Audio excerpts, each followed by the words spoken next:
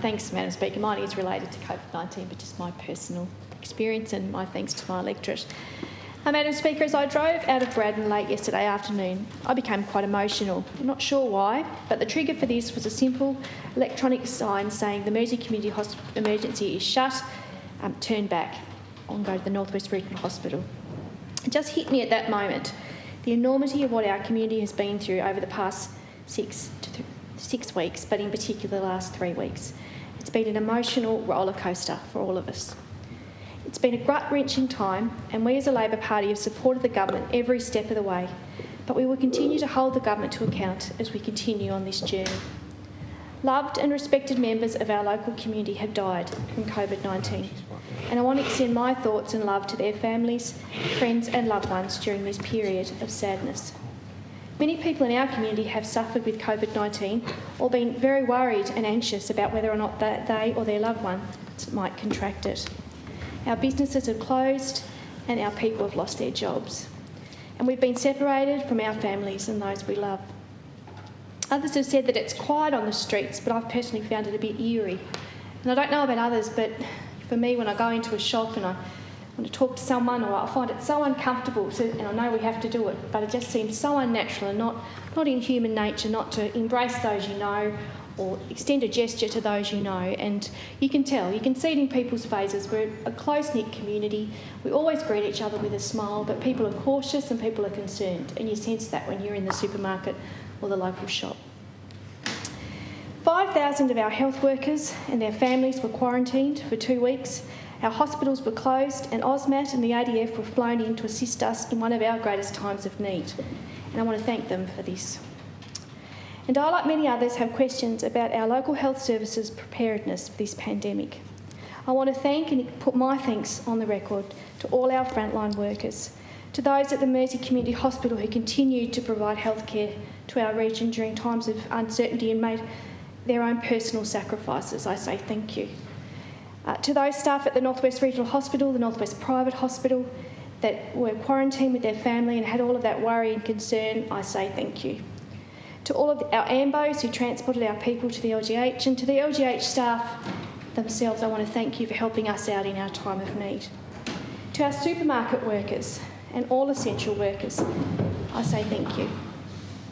To patients in our hospitals and their families, it's been a really hard time not being able to go in and see your loved ones, and I know our office has helped a number of people with that. And it is really difficult not to be by people's side when they're dying, but also when they're gravely ill, and I want to acknowledge that. And the same goes for our aged care residents and their families. To our teachers who have worked so hard to adapt and modify the way that they deliver learning to our children and our students. And I, as a parent, I can empathise with everyone who's found it incredibly challenging to be by their children's side learning at home. It's I love my kids, and I always try and help them where I can with their homework and the like, but I'm not a teacher. And so it's given me a true appreciation, Madam Speaker, of the valuable work that our teachers do, of their patience, and I want to put that on the record and thank them. I must admit, it's always frustrated me that national and state media coverage of the North West Coast always seems to come at a time of distress or bad news. And this often means that we don't get the opportunity to share our successes or achievements. There's no doubt we are a vulnerable community. We have an ageing population, low levels of education attainment and poorer health outcomes. And our economy over many, many years has endured significant shocks. But we are strong, we are resilient, and we are a well-connected community.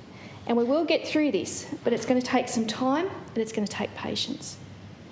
I want to thank the people of Braddon, my electorate, for staying home and saving lives, for adhering to restrictions, and for most importantly, for supporting each other in our time of need.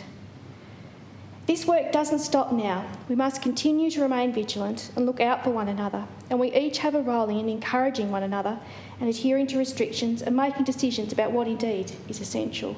We are not through the woods yet, and as I said, we must be patient.